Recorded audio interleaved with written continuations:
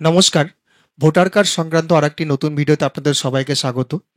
এর আগের দিনে এই সম্পর্কিত যে ভিডিওটি আমি করেছিলাম, তাতে অনেকের অনেক রকম কমেন্ট আমি পেয়েছি।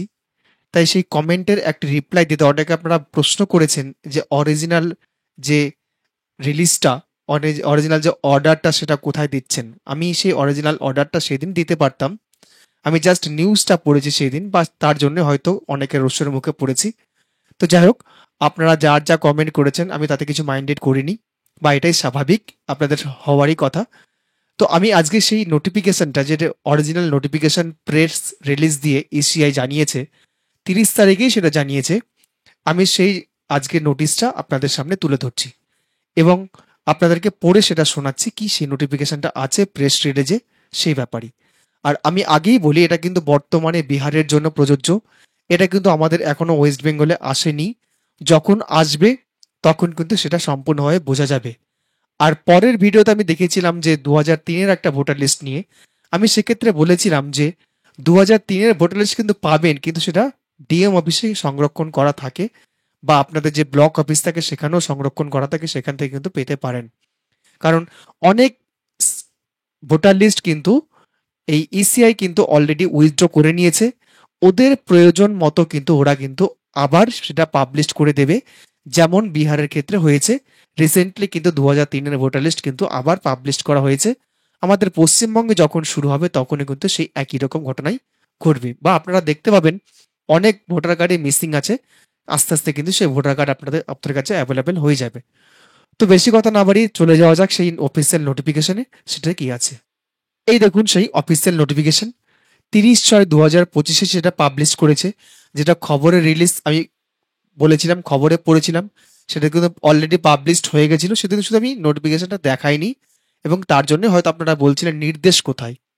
তো আমি এই প্রেস নোটটা জাস্ট বাংলায় কনভার্ট করে নিচ্ছি।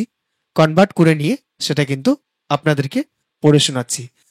আর এখানে দেখতেই পাচ্ছেন ইলেকশন কমিশন অফ ইন্ডিয়া, অ্যাড্রেসটাও দেওয়া আছে, মেমো নাম্বার দেওয়া আছে, ডেট দেওয়া আছে। এখানে দেখুন, Bihar SIR 2003 electoral rolls uploaded on ECI website. অর্থাৎ আপনার কিন্তু 2003-এর যে ইলেকট্রাল রোলটা, ভোটার লিস্টটা, সেটা আপলোড করে দেওয়া হয়েছে। 4.96 crore electors do not need to submit any documents. Children of this 4.96 crore electors need not submit any other document relating to their parents. এটা হচ্ছে মূল প্রতিপাদ্য বিষয়। এটা আপনারা যেটা জানতে চাইছিলেন নির্দেশ কোথায়, সেই নির্দেশটা কিন্তু এটাই। তো যাই হোক, আমি এটা বাংলা ট্রান্সলেট করে নিয়ে আপনাদেরকে সেটা পড়ে শোনাচ্ছি। এটা হচ্ছে তার বাংলা ট্রান্সলেট। আমি আপনাদেরকে একটু উপরে নিয়েও দেখাচ্ছি। দেখুন, ভারতের নির্বাচন কমিশন, ডেটটা দেওয়া আছে ডান দিকে। আর এখানে সেই মেমো নাম্বারটা আপনারা মিলিয়ে নেবেন যদি আমি কিছু ভুলভাল করে থাকি। এই যে প্রেস নোট। এবার দেখুন, সেটা বাংলায় করা আছে। বিহার এসআইআর 2003 সালের ভোটার তালিকা নির্বাচন কমিশনের ওয়েবসাইটে আপলোড করা হয়েছে। 4.96 কোটি ভোটারদের কোনো নথি জমা দেওয়ার প্রয়োজন নেই। এই 4.96 কোটি ভোটারের সন্তানদের তাদের পিতামাতার সাথে সম্পর্কিত অন্য কোনো নথি জমা দেওয়ারও প্রয়োজন নেই। ভারতের নির্বাচন কমিশন বিহারের 2003 সালের ভোটার তালিকা আপলোড করেছে, যার মধ্যে 4.96 কোটি ভোটারের বিবরণ রয়েছে, যা নির্বাচন কমিশনের ওয়েবসাইটে, অফিসিয়াল ওয়েবসাইট এখানে দেওয়া আছে, আপলোড করা হয়েছে। এবার দেখুন সেকেন্ড প্যারাতে কি বলছে। 24শে জুন 2025 তারিখে নির্বাচন কমিশনের নির্বাচন নির্দেশাবলীর 5 নম্বর অনুচ্ছেদে উল্লেখ করা হয়েছে যে সিও, ডিও, ইআরও 1/1/2003 তারিখের যোগ্যতা তারিখের ভোটার তালিকা সকল বিএলওর কাছে হার্ড কপিতে এবং তাদের ওয়েবসাইটে অনলাইনে বিনামূল্যে উপলব্ধ করবেন, যাতে কেউ তাদের গণনা ফর্ম জমা দেওয়ার সময় ডকুমেন্টারি প্রমাণ হিসেবে ডাউনলোড এবং ব্যবহার করতে পারেন। 3 নম্বরে আছে, বিহারের 2003 সালের ভোটার তালিকায় সহজলভ্য হওয়ার ফলে বিহারের চলমান বিশেষ নিবিড় সংশোধন এসআইআর ব্যাপকভাবে সহজতর হবে, কারণ এখন মোট ভোটারদের হার 60%কে কোনো নথি জমা দিতে পারবে না। তাদের কেবল 2003 সালের ভোটার তালিকা থেকে তাদের বিবরণ যাচাই করতে হবে এবং পূরণ করা গণনা ফর্ম জমা দিতে হবে।